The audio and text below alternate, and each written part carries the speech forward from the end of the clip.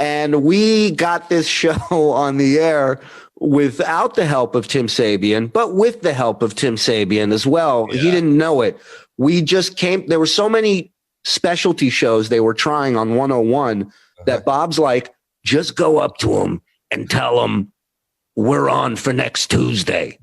And I'm like, he's not going to buy that, Bob. And he's like, just do it. And I walked over to him and I go, hey, Miserable Men, next Tuesday, we're ready, 7:00. He goes, good. We're ready too. What was amazing is you blow this bridge to smithereens and then you do this like pilled out Jerry Maguire where you're like, you guys coming with me? And all three of us were like, no. I'm like, I can't grab my goldfish and walk out with you. I said, I got to stay here at the office.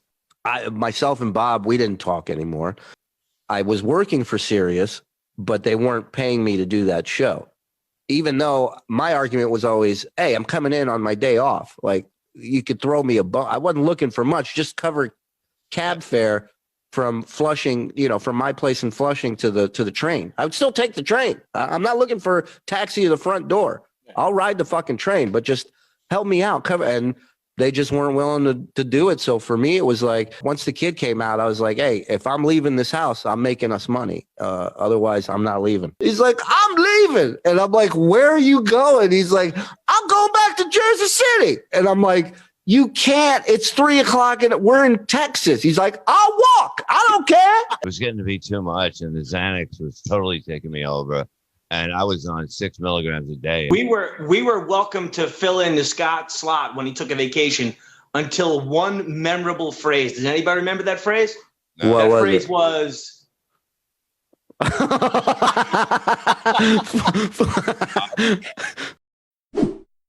I've evolved. I don't know that this guy's evolved, but I can't wait to find out. Ladies and gentlemen, the one, the only, the Reverend Bob Levy. Bob, are you there, sir? Yes, I am, boys. What's up? Look at Bob. This is great. For those of you on Patreon, you're getting to see this video. Bob is not only dressed like he's at an OTB, he now looks like he's at an OTB with this background he has. Bob looks like he's trying to figure out a way to rescue the crew of Apollo 13. You look like you're trying to get Allie back from Karate Kid. You really, the only thing that tie is missing is piano keys on it. Yeah. That is ridiculous. No, Mark looks like he's in a Romantics cover band. This was the whole show, by the way. It was we couldn't even start because we were too busy ripping on each other the minute we all walked into the studio together. So before even Mike got there, right, Bob? It was the show was myself, you, and Jim Florentine. Yes. And we got this show on the air without the help of Tim Sabean, but with the help of Tim Sabean as well. Yeah. He didn't know it. We just came. There were so many specialty shows they were trying on 101 that Bob's like, just go up to him and tell him we're on for next Tuesday. And I'm like, he's not going to buy that, Bob. And he's like, just do it. And I walked over to him and I go, hey, Miserable Men, next Tuesday, we're ready, 7:00. He goes, good. We're ready too. And I'm like, holy shit, we got a show. And then you interviewed me on a news story about the show coming on. And I remember Howard going, congratulations on the show.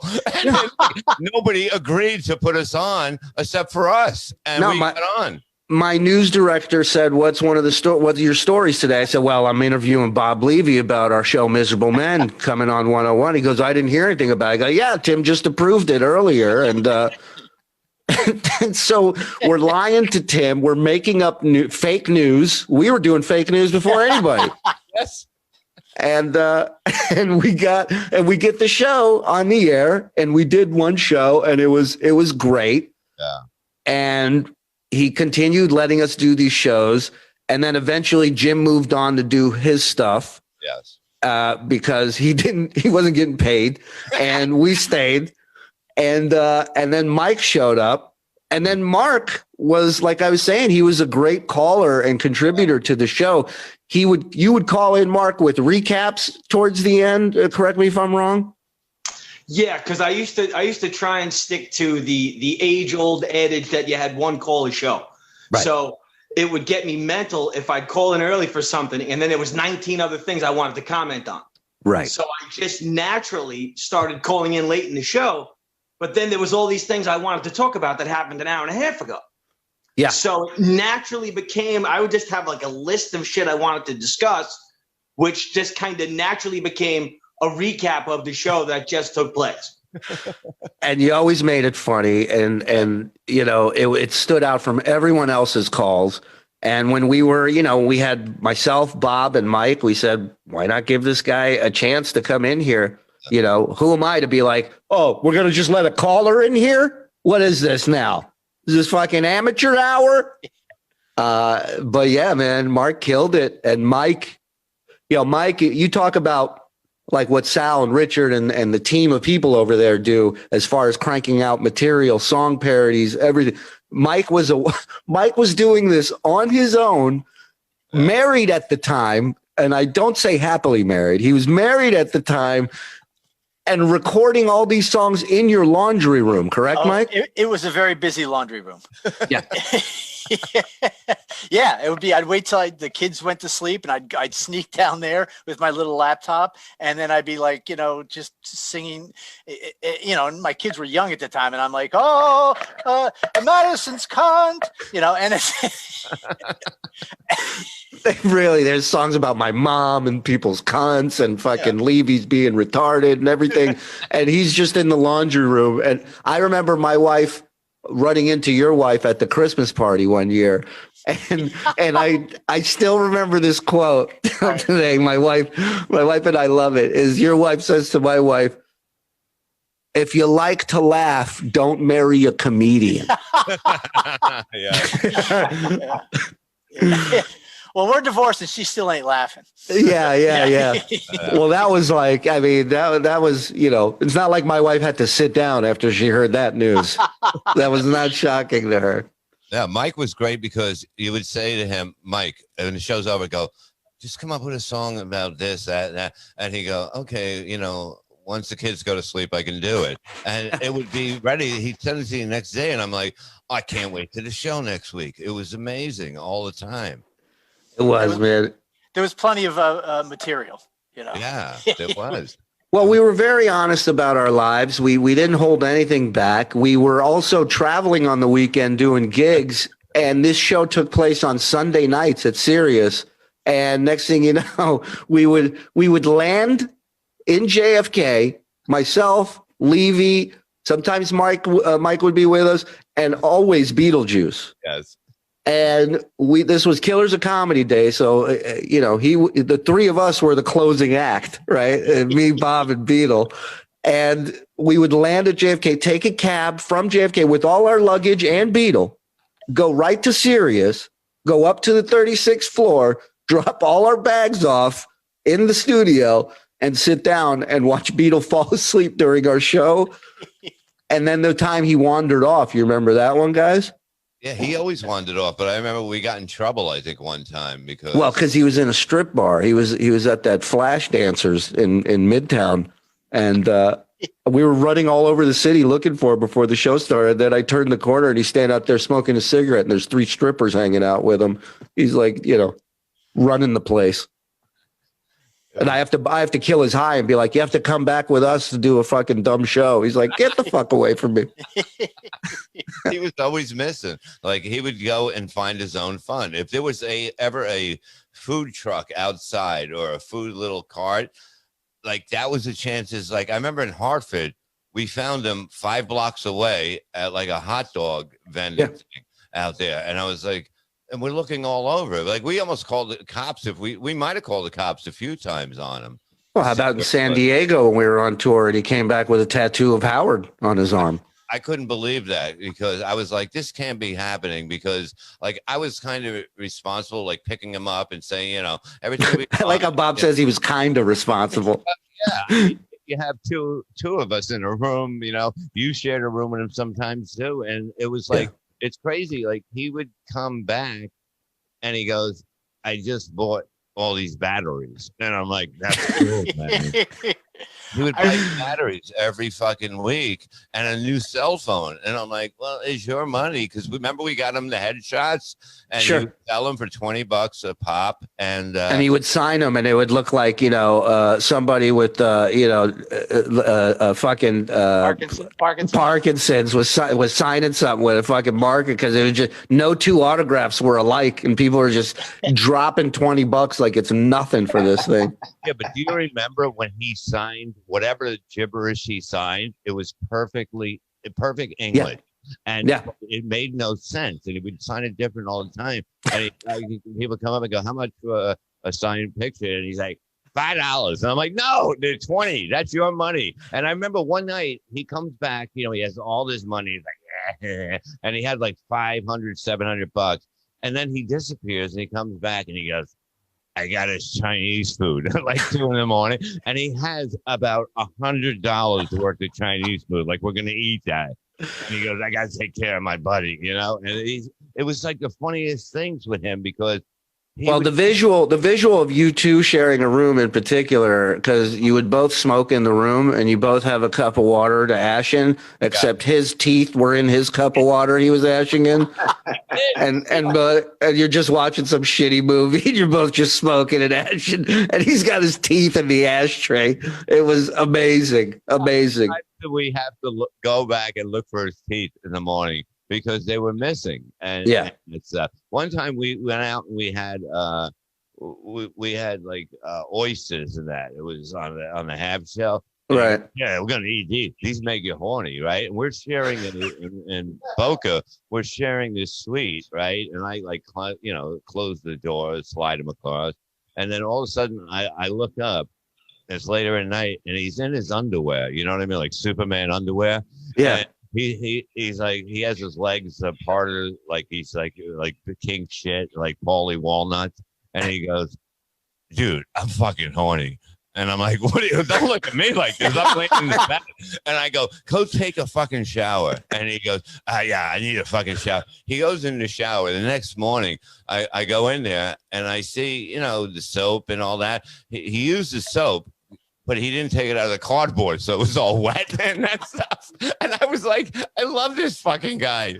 He's the best. And so I was, yes, Mike, go ahead. What were you saying? I was just saying, I did do the tour a few times and Beat was on it. And the first time I did it, you guys said, because in the green room, you'd bring food in and your one rule was, get to the food before Beetlejuice does, because once he touches it, you're not going to want it. So, right. Yeah, because it never. I love Beat, but never in the history of the tour was he like, "That looks great. Let me go wash my hands and I'm going to get some of that." Right. That never happened. So it was like once he got to it, it was pretty much you had to hit that chess clock and be like, "We're going to move on to this dish over here," because that's not. Yeah, Mark. Hey, curious now, when you're on the road with Beat. And he leaves to get a Howard tattoo. Yeah. That must take like 6 hours to accomplish. So when I woke up, realizes that this clearly not fully capable adult, who's probably under the influence of God knows what, has now vanished. Is there like a panic? Does everyone just go back to snorting rails of Klonopin? Like what happens when you realize he's missing? Well, in my case, I was asleep. I was passed out. He got up early in the morning. He went out with our promoter, the guy who put the whole show together, that booked it all over the country. That should tell you the team we were surrounding with is Beetle was on the up and up more than these guys were, and he went with Beetle to go kind of like drum up ticket sales, walk around downtown San Diego, people see Beat. Yeah, I mean, Beat's like Michael Jordan. You recognize him instantly. Ali, right? You're just like, holy shit, that's Beetlejuice. And people will go nuts. And sure enough, at one point, this tattoo artist is like, hey, man, my shop's right here. Let me give you a free tattoo. I'll put Howard on you. And Beat's like, to him, it's just like, wah, wah, wah, wah, wah, wah, wah. So he's like, yeah. And he just goes with him. And the next thing you know, he come and I woke up to our promoter, Sequoia, going, dude, listen, bro, promise me you won't get mad, which is the worst thing you can do because instantly I'm mad. The fact that I have to agree to that, I'm pissed off. And promise me you won't get mad, bro. I turned my head for a second, as if the tattoo is this big, right? It's a fucking full on. It's like Tyson's fucking Arthur Ashe tattoo, right? It's just huge, and he's just like, just for a second, I turn around, dude. I come back, he's got fucking Howard on his arm, dude. Don't get mad, and I'm like, what the? And then he proceeds to tell me, and I got this tattoo. He was in such shock. He got a tattoo after Beetle from the guy because the guy's giving it for free. What tattoo did he get? Wasn't that the gayest tattoo? It was the stuffed. It was the teddy bear his kid loves, and he got a tattoo on his calf muscle of a teddy bear. It's no dolphin. Yeah, yeah. My dolphin tattoo. It still looks good. Yeah, and gay. So that was just a taste of what it was like coming in to do the show. Doing the show, we were the only show that went from 1 hour once a week to 4 hours once a week. There's no other show that they gave up at Sirius an opportunity that went to 4 hours. I mean, Tim really believed in the show. He thought it was great. We got to bring in our comedian friends, and do the show. Norton was on 101. The only time Jim Norton was ever on one of Howard's channels was on our show. Yeah. So yeah. And he crushed it. I just remember, I'd seen his specials, but I was never in a room with Jim and like talked to him. And we had questions and I just remember how honest he was and like was nothing. Like he was just like, yeah, he was just so honest about everything. And that blew me away. And we really got an opportunity that not too many other shows got out there. Scott Farrell is another guy, right? Yeah. He used to take nights off here and there, and Tim liked to go to us to fill in for Farrell. And Black Friday, that was another big thing that Tim always got us to do shows on Black Friday. He goes, all these people are getting new Sirius radios. They're going to turn it on. You guys should be live. And it's basically just boss's way of saying, nobody else wants to do this shit. Yeah, you guys will do it. We know that. But we did. We always did. We took the opportunities. And with Scott, it was like amazing that we had such a rapport with him to go on his show all the time as guests before. And then all of a sudden, we're taking over for him when he's off. Well, a big thing with Scott is a lot like our show was not planned. We had a couple of ideas of what we wanted to talk about here and there, but for the most part, it was the phones, the people, their comments on whatever, maybe something going on in the news. The only things that we knew was we were going to have Bob read something at some point, and that was it, And Farrell, to his credit, like his show is without a net. Like he's got an idea of what games he's going to be talking about, but everything in between that, he's just coming up on the fly. And I think he dug that about our show, and we definitely dug that about his show. We were welcome to fill in the Scott slot when he took a vacation until one memorable phrase. Does anybody remember that phrase? No. What that was phrase it? Was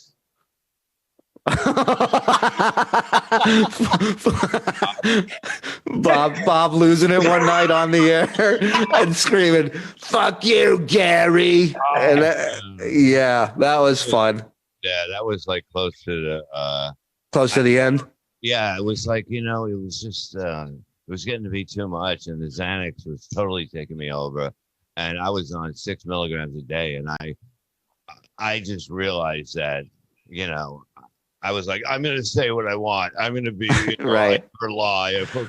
But well, what was crazy about it is clearly we were all sitting there and we're watching this happen, and there's nothing we can do because you're just down this road where what we're saying doesn't make sense. We're the enemy. And what was amazing is you blow this bridge to smithereens, and then you do this like pilled out Jerry Maguire where you're like, you guys coming with me? And all three of us were like, no, we're not. I had a kid on the way. I'm like, I can't go. I'm like, I can't grab my goldfish and walk out with you. I said, I got to stay here at the office. All we need is some bandwidth. Yeah. No, but the whole thing is that Mark came to me and he goes, look, they want you. Tim wants to fire you, and I'm like, Wow. And I'm like, I know you wanted to reach out, but then what do? I throw a hand grenade. Then I throw a fucking atomic bomb. And you guys are like, fuck it, he's on his own now. I can't. Which is correct. Yeah. I understand it. Toward the end, we were what you were for Beetlejuice, because they would say, just make sure Bob doesn't do anything crazy. Yeah. It's like, okay. Really? Yeah. I remember backstage. Well, I remember I was on stage and Bob was backstage with our old promoter, and something had happened earlier that day. And I'm in the middle of a bit and I just hear this whack, boom, like this huge fucking thud. And I'm like, so I just keep going. I go, please welcome Bob Levy. And he comes shuffling out. This was like a fucking 7 Klonopin night, you know. He comes, his feet are barely coming up off the ground. And I come backstage and I see our promoter and I go, yo, what was that sound? He goes, dude, he fucking threw a full soda at my head, dude. A full closed soda. It wasn't even open yet. It was so weird. Yeah. Because you heard the noise and go, well, I might as well bring him up. I'm like, because I didn't know it was either going to be like a cartoon where just a ball of dust comes out on stage and it's the two of them fighting, or Bob was going to come out and do what he was supposed to do. And listen, regardless of the pills or the booze or getting to the show 7 hours early because he wanted to relax, Bob always did an amazing job on stage. Always. Yeah. I tried. I really tried real hard. No, you did good. You did good. Bob is one of those unique performers that when you have an absolute destruction going on behind the curtain, that may improve the show once you bring him out. It was very Jim Morrison-esque. Yeah. Oh yeah, absolutely. Yeah. And but he didn't die in a bathtub, so that's good. Not yet. Not yet. But the whole thing is like, once you hit the stage, you knew it was about people came to see the show. And me and Shuli really cared about the people that came to the show, and we wanted to give them the best show. And I think we definitely did that, you know, and especially with the Sheik, he knew what to do. Beetle knew what to do, whether you want to say it or not. Beetle knew how to work with us, and so did the only thing with Beetle is when fans would get him drunk. That was the thing. When fans would get him drunk, that was a whole new Beetle, one that I couldn't reach. I remember, I think we were in Dallas, and he got hammered, and it was 3:00 in the morning, and he was out. Me and him are outside of the hotel. He has his backpack on, fully packed, which stuck out about 4 feet behind. So it looks like a snail, right? Like he's got this giant shell on his back. And I'll never forget, he's cursing, he's yelling, and he's like, I don't need this shit anymore, Julie. And he's pissed. And the whole time he's screaming, he's got a goblet in his hand that says pimp on it in like diamonds. And he's just like, I don't need this shit, Julie. He's like, I'm leaving. And I'm like, where are you going? He's like, I'm going back to Jersey City. And I'm like, you can't. It's 3:00 and we're in Texas. He's like, I'll walk. I don't care. And I'm just like, and this was so like 3:45. I finally get him back to the room and we can go to sleep. But this was, alcohol changed everything with him, everything. And it was all hands on deck, dude. There was no rest at that point. It totally did. And I remember we were in Kentucky. I don't want to brag, but we were in Kentucky.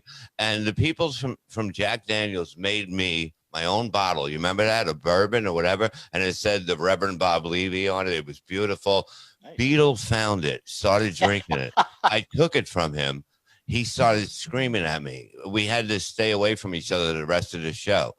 And the show's over. We walk upstairs, and Beetle is getting blown by 2 women at the same time, going back and forth. Do you remember that upstairs in the Kentucky room? Do I remember a mentally challenged dwarf being blown by 2 women in Louisville, Kentucky? Yes, I do. Louisville. Yes, it was Louisville. Yes. I also remember that was the town where they didn't have any blue cheese or ranch, and somebody put up Planters peanuts, and and the chick laid down on her stomach, and we poured the peanuts in her ass, and Beetle looked like Pete Rose in a fucking baseball. He slid face first into that thing, came out and spit it like a machine gun. It was like spit out all the peanuts. Yeah, I remember Louisville. That was insanity. Oh my God. It was so fucking, it was so weird. That was when a girl came up and she goes, I brought my mother and sister, and she shows me a thing of Vaseline, and she goes, "You're gonna fuck me in the ass tonight." Do you remember that one? That was before I was dating Christine. And I hope so. Yeah. Well, we'll see how we can keep this going tonight. The whole thing is that I remember fucking her in the ass, and it was like so wet. And I woke up, and all the sheets were brown. There was shit all over the place. And I was like, there's nothing like the road, man. We are rock stars. You always got bodily fluids wrong. By the way, it's the legendary story of you in the parking lot with a chick going down on her, and you're like, she was so wet. And then you come back into the bar, and everybody's like, Bob, who jumped you? They all thought you got mugged. He's on the rag. I had blood all over my white Fonzie shirt that we wore back then. It was fucking unbelievable. My friends thought I got my ass kicked. And I'm like, I'm in there like, yeah, what's up? I remember that story. Bob had all the red around his mouth like a clown. They would have mistaken him for Yucko, except Bob was headlining. That's the best. That's the best. So I want to do a quick recap. So back when we were doing the show, Bob, you were married, and since then you divorced, correct? Yes. Okay. And remarried. So what number is this now? I call it number 4. Okay. 4. All right. Number 4, but how many is it? Well, 4. I guess. I don't know, but Yeah. I don't know, but it's don't know. Things are great. All I know is I've never been happier in my life. I got my life back. You know, I got off Xanax. She put me in a rehab, and since that happened, I really my thinking is normal almost. So no more drinking either for you, huh? Oh no, I drink. I drink casually now. Like right now, I'm sipping a little whiskey, but I don't get drunk anymore. I enjoy myself. I smoke a little weed. My doctor said, and weed. So weed. Drinking and weed. I like that. What kind of rehab was that? What kind of rehab is that? What? What kind of rehab is that? Where you're on here nipping at whiskey and smoking just a little weed? I got off Xanax. That's what I went there for. I didn't go for weed. It's called the Baby Steps Clinic. You just He went to get off of Xanax and to pick up 2 other things. Yeah, because Xanax was the one that fucked me up when I stopped drinking. My doctor said, "Here, take this. This will relax you stage." He was a fan. So it's Monday. It's Monday. we haven't been out of the house in fucking 11 months. Every day is Monday. I don't give a fuck. It's also President's Day, Mike. Yeah, all right, so relax. Yes. Yeah, he clocked out. So you went. I had to work on all my addictions. Now I'm just working on compulsive gambling. Yeah. So you went to the Artie Lang Rehabilitation Center, and you've come back since then. I love the Artie Lang thing. It's like where everybody knows your name. You know? No, but I went there 7 days, got up Xanax, went home, and almost had a heart attack. And then I got better, and I feel great now. Really. Now, there was some sort of wait. What did you want to? You had a question mark? I saw you. No. Okay. I'm just letting it play out. So, he went there for 7 days, and it was he put on these red slippers and he clicked them 3 times, and it worked great. So wait, so I know some rehabs are usually 30 days, 28 days, right? Like, well, how do you get a 7-day stint? I told him I couldn't stay that long. Oh yeah, you were booked. I said I got to get out of here. I got to work and that shit. And they said I sat down with the lady and she goes, "Look, we need you to go to a halfway house after this, and we found you a job.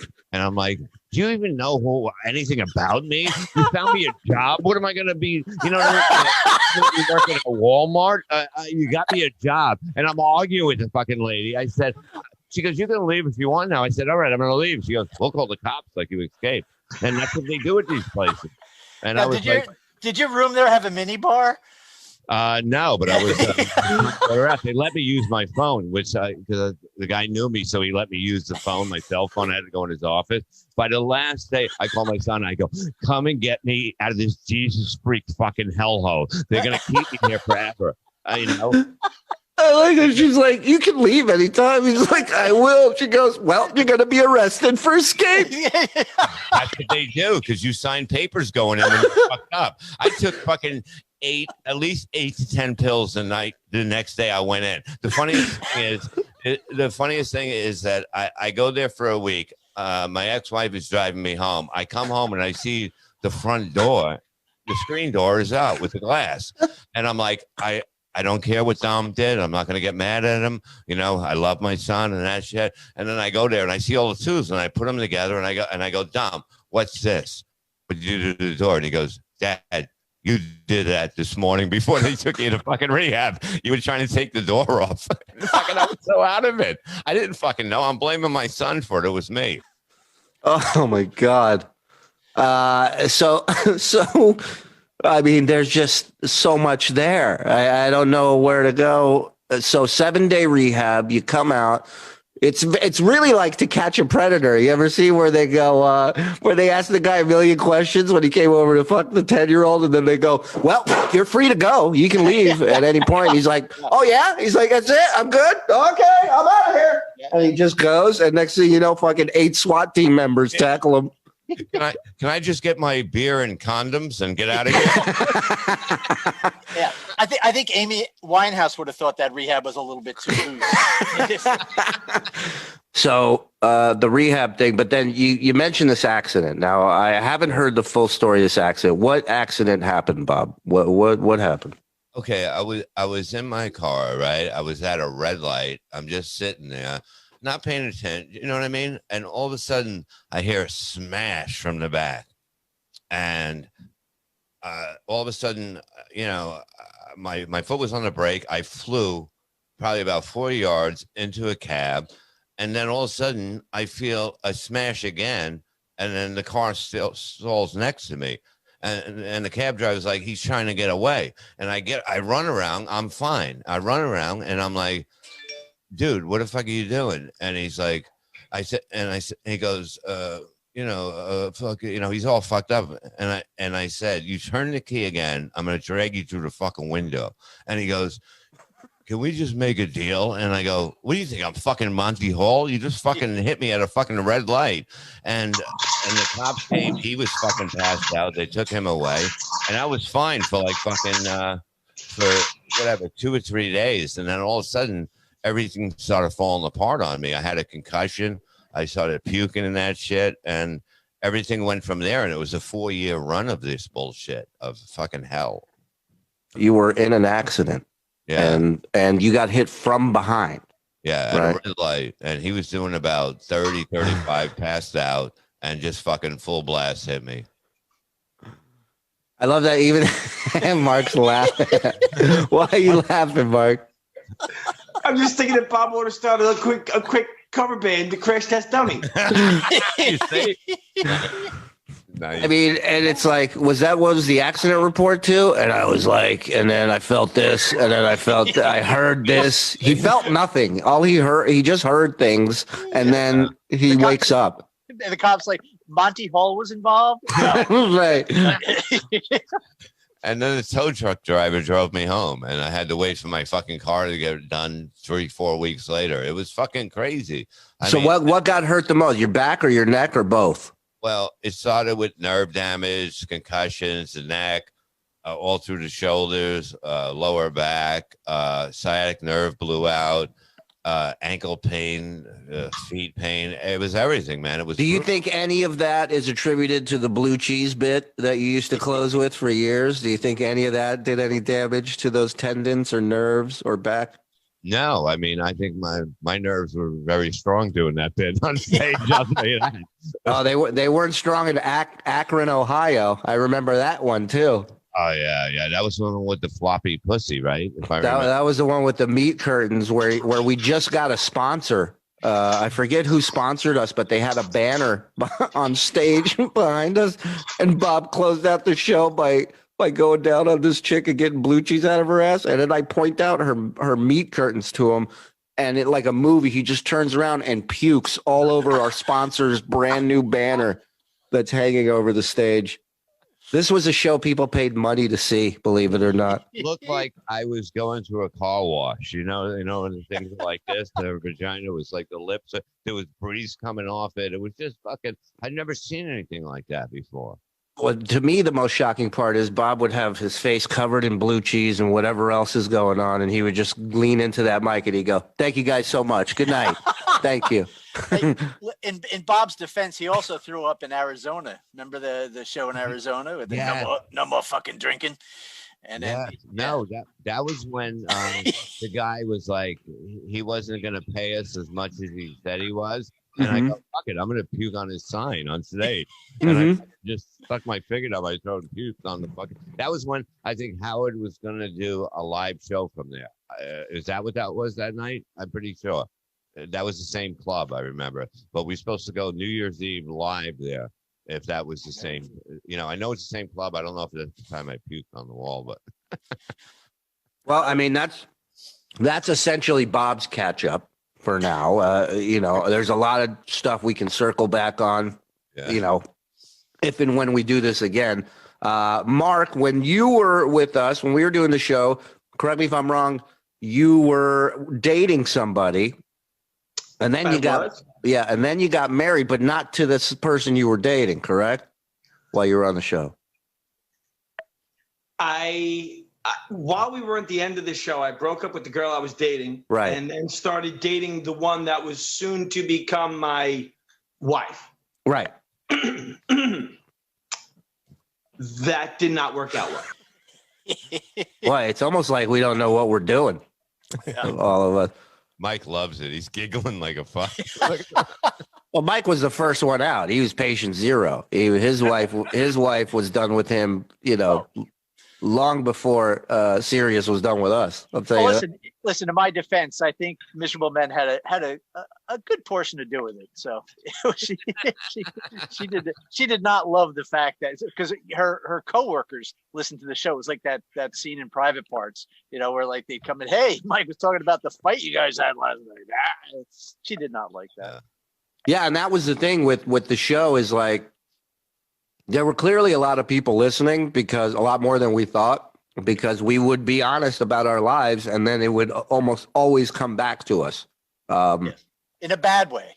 Yeah, never in like, "Hey, I heard you mention me. Thanks so much." Yeah,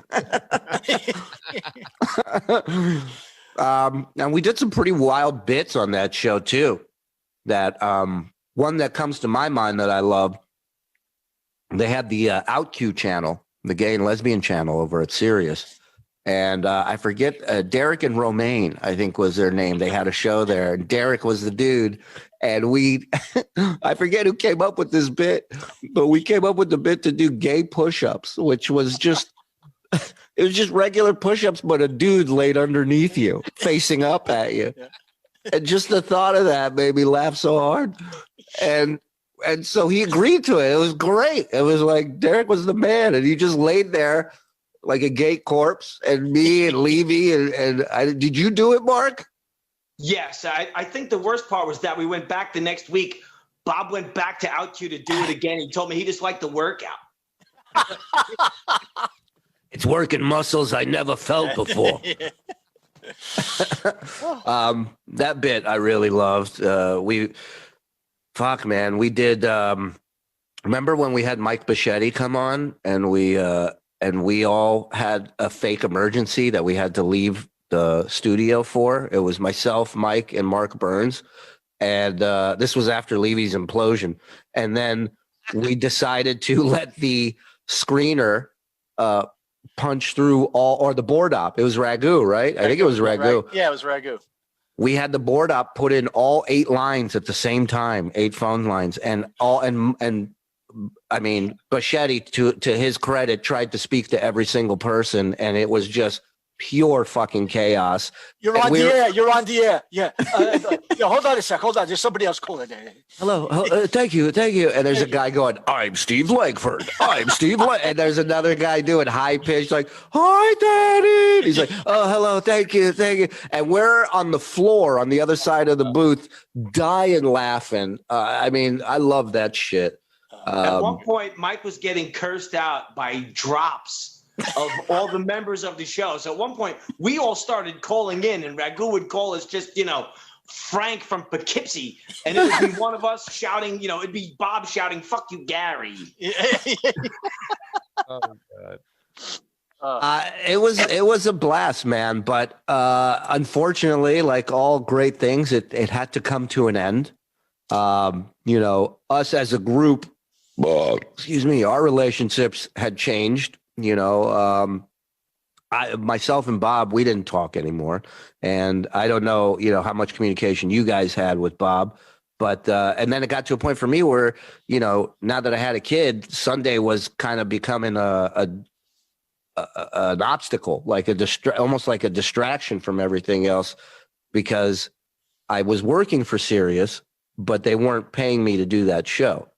Even though my argument was always, hey, I'm coming in on my day off. Like, you could throw me a bone. I wasn't looking for much, just cover cab fare from Flushing, from my place in Flushing to the train. I would still take the train. I'm not looking for taxi to the front door.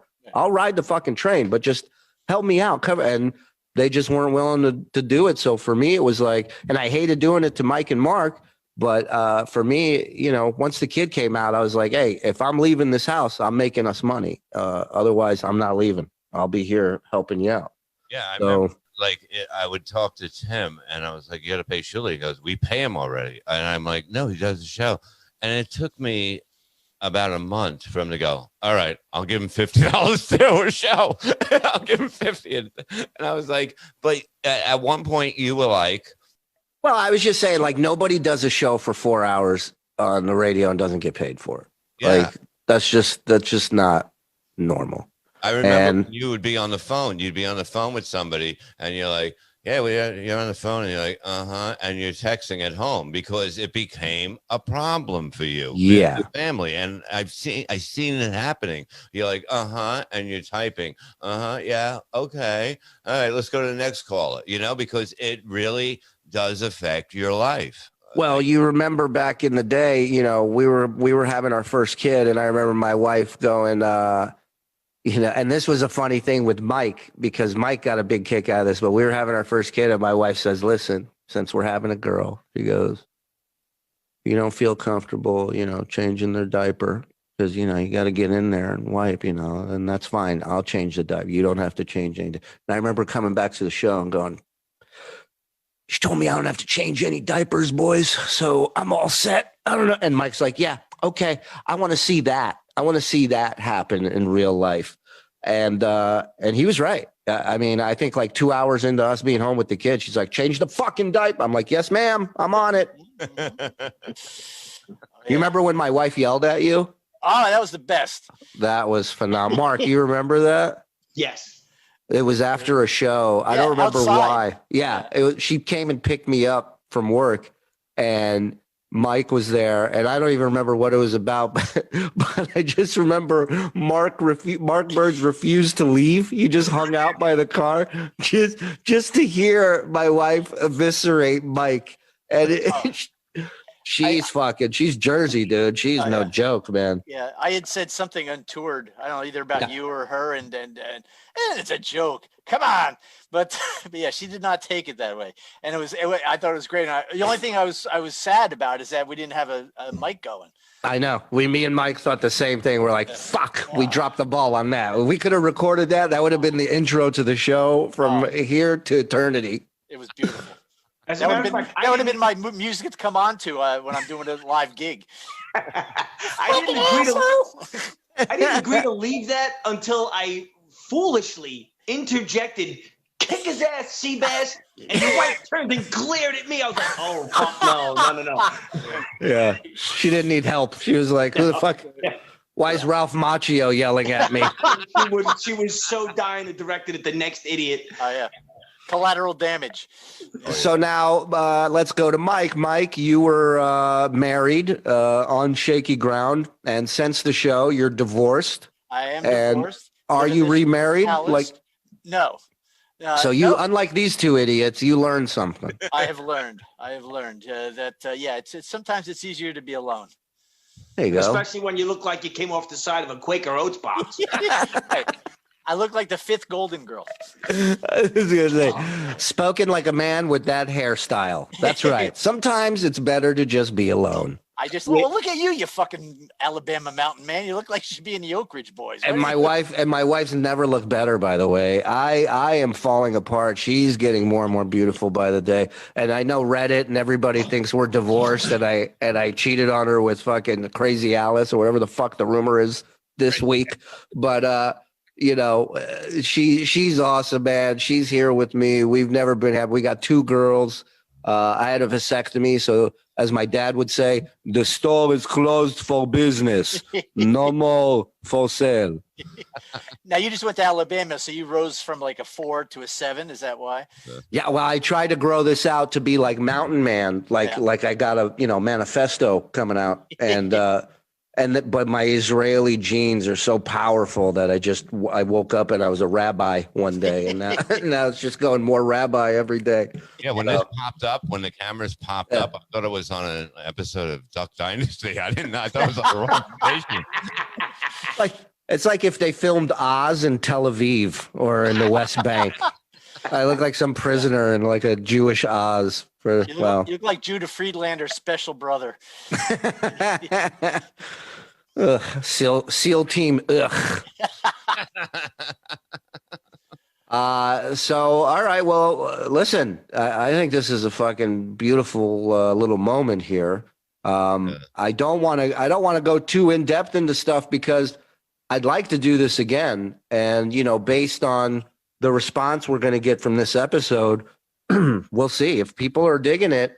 In this day and age, we can do this. I mean, we can get together once a week and do this show and bring it back, boys. I take it we're all free. Yeah. Yeah. I mean, we can bring it back bigger than it was. It's like we're not going to miss anything. I don't think we missed anything. And it's going to be. If it comes back bigger than it was, will you go back on Xanax? Yes or no? No, in celebration. For the show. Okay, for the show I would. We're back. We're back. We're back, Daddy. There's nothing like it. The fun times with like the laughing where you were crying. I remember this one time when I don't know if we were together, but I made you scoop cat shit out of your fucking litter box, Julie, right? Was it you? Yeah. And we were gonna. Al would eat anything that was left in a thing. So we would videotape the cat litter. We'd have the cake. We'd put the cake, the cat shit in the cake, and we'd leave it there and see if Al would eat it. And of course, a half hour into the show, he's eating the cake, and we're just fucking dying laughing. And then we fed an elderly man cat shit. For his birthday. It was not like an accidental, he stole it, like he swiped the Danish. It was his birthday. You made him a birthday cake with cat shit in it. And then Bob was bad-mouthing him, called him a fat, bald manatee when he got up and stormed out onto 48th Street. I gave him a birthday cake with cat shit in it. He was so mad when we showed him the video of the cat shit going in there. He fucking lost it on air, and I was like, "This is the fucking greatest thing ever." Why does that man still talk to any of us? Is beyond me. I love that. That was so much fun to drive and then drive back with. When we had Twitchels in the car. Oh yeah, you love that. I remember how much you loved picking him up. Every time you go, that motherfucker, he talks the whole fucking time. Yeah, but I had Twitchels in the car to talk to him, and it drove Al crazy. It was literally like a circus fucking car pulling up. He's got a guy with a fucking neck. He's got a guy fucking with Tourette's shaking in the back. and Bob coming out fucking popping pills like a seal. It's unbelievable. And then we go, and then 20 minutes later, we're like, hey, we're on the air. We're just a giant liability. The whole show was a giant liability. I don't know how we lasted as long as we did. We got in so much trouble. Me and Shirley go on Scott Farrell's show one time. This is probably one of my favorite things. And it was a snowstorm. So Scott said, okay, we're doing it from my house, we'll say. I don't want people to know. Well, no, he wanted to do it from home, and Tim made him come in. Tim said, no, you need to do the show from home. But Tim wasn't at the station. So when Farrell got there, he goes, well, we're just going to pretend like we're doing it from my house. And Lou, who was board opping at the time, got all the sound effects ready. And Pharrell's like, at one point we come back from a break, we're in Pharrell's hot tub, the three of us, and there's bubbles go. And he's calling his kid, who's like 5, and he's like, Gunner, bring Bob the Coke, bring it over here. And like his kids bring him Coke. And I'll never forget, like 3 breaks into his shift, he gets a call from Tim, and he's going, motherfucker, I told you not to do the show from home. What the fuck did I tell you? And I mean, that was just a credit to how great Pharrell and his fucking people were. But and we were drunk. We were doing coke. I fell and I broke a window, and it was blood all over. You bled in the hot tub, and it was just chaos. People talked about that episode for months. You remember? How about this? You remember one time the studio we used to do Miserable Men in, they would do the Superfan Roundtable out of, and that was hosted by Mutt, who ran the Stern Fan Network, this big message board that all the Stern fans, I use that term loosely, the same message board that started a thread hoping my kid would be born retarded. So the real big fan base over there. And the Mutt left his account open on the computer. And we decided before the show, we just wrote, hey, I'm selling the site tomorrow at midnight, basically. and the whole fucking place went. Pharrell started his show an hour later. He couldn't take any sports calls because everybody's like, is Mutt there? Can you call him and figure out what's going on the board? We used to get so mad because of the fact that they would get pizza and we would get no food. You remember that at the beginning? And then we would get no food for our show, and they would just let Chuck Zito barrel into our show, which was another thing. We would be like, when Chuck would do his show, and then he'd be done. And this is so funny because we love Chuck, but we're trying to get the show started and get into a rhythm. And so we would tell Tim or John Hunterlock, one of the PDs there, we'd be like, listen, don't have Chuck come in because it just slows everything. We love him. We just don't let him in, Don't let us have to, we'll handle it if we have, but we don't want to. You handle it. They're like, yeah, no problem.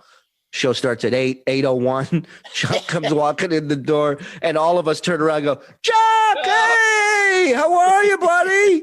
Miss you, buddy. And I was kissing his ass one night, and I go, wow, you smell really good. And I go, what kind of cologne is that? And he goes, well, I mixed 2 together. And I'm like, like, we all were like, wow, that's awesome. We're like, I'm doing that. All of us were just, whatever you say, dude. Mike, you have some favorite memories? I do. Quickly with the he came into the one time and we all shook, you see with the cologne. Chuck? Yeah, Chuck. Yeah. And I remember just shaking his hand, and it was like grabbing a brick. It was just it was. He had this huge mitt, and it was completely hard. I never felt anything. I saw him in Vegas when like the first time I got asked to, like, I was allowed to come on the show when they came to the Hard Rock. I was kind of standing on the other side of the railing, and the audience was behind. I'm waiting to go on, and Zito is over to my left. It's the first time I've ever met him in person. And he looks at me, and I go, hey, Mr. Zito, big fan. He's like, thank you. And as he's talking to me, some voice in the audience just goes, Zito's a pussy. And I'm looking at him, I'm like, my face is frozen. He goes, excuse me 1 second. And he turns around and he looks to the crowd and he goes, who said that?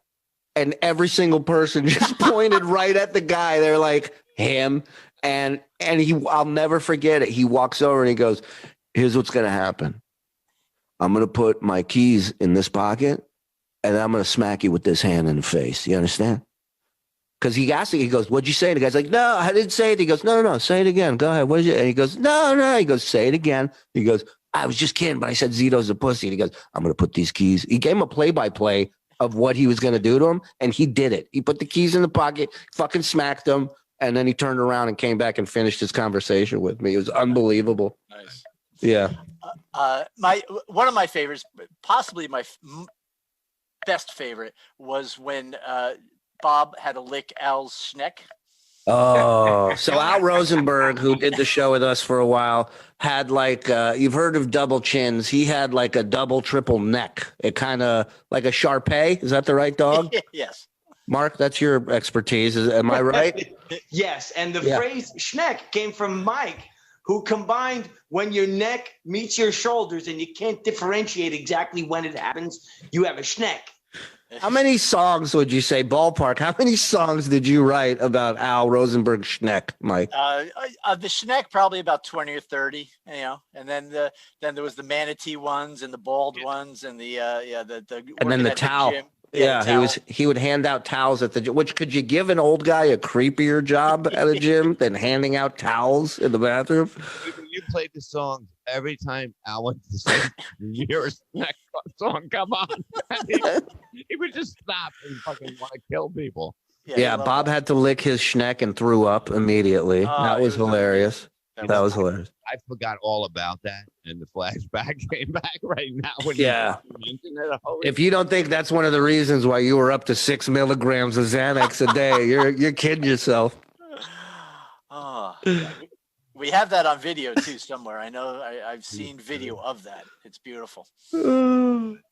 What else you got, Mike? What else do you remember? What else? When we did the hair dye contest, Bob and I.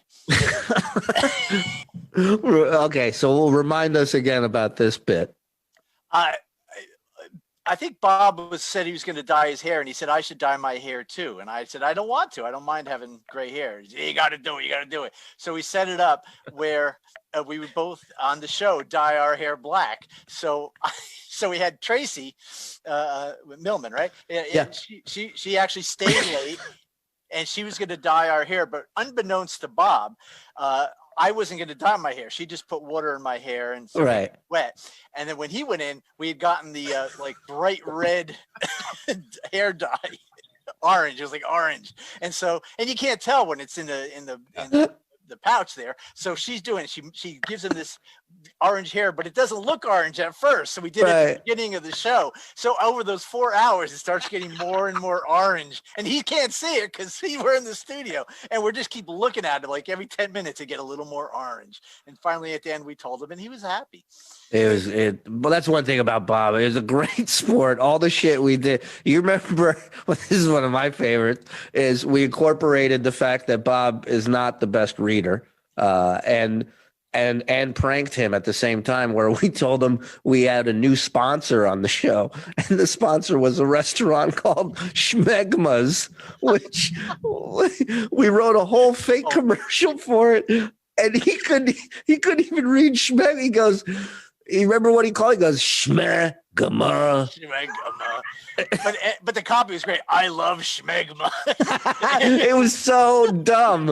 And he didn't question any of it. He's the original Ron Burgundy. Yeah. I love Schmegmas in my mouth. What kind of commercial is that? I thought it was a French place. Yeah, I will say Bob was the best sport ever. When we would remember when we'd ask him to name certain fucking countries around the world, and then we stumbled on to Nigeria, and that was a whole. Look at the way it's spelled. Yeah, no, we did look at the way it's spelled, and we pronounced it correctly. Here, I remember one of my favorite things was when before Bichetti would come in, we would all do bets of how many thank yous we could get him to do. Yes. We would have an over-under of how many times Mike Bichetti would say thank you. And if one of us needed like 3 or 4 more, we would just go, "Hey, Mike, thanks again for coming in." And he'd go, "No, thank you. And we'd be like, 1, 2. We're like, 2 more, fucker. Boys, I'm really glad we caught up. I'm glad we're doing this, man. This is fun, and it sounds and feels good to me. I hope it translates that way to everybody else out there. And I hope we can do this again. And yeah, man, thanks for doing this, boys. It's good to see everybody. Thank you, Shirley. Yeah, thank you, man. It's like we missed the fans too. I mean, we had the greatest fan. Well, yeah, you're getting fucked. You're fucking them in the ass. No wonder. Well, yeah. You really did have the greatest fans. They were wonderful. They would give up their ass for me. Well, on stage and off.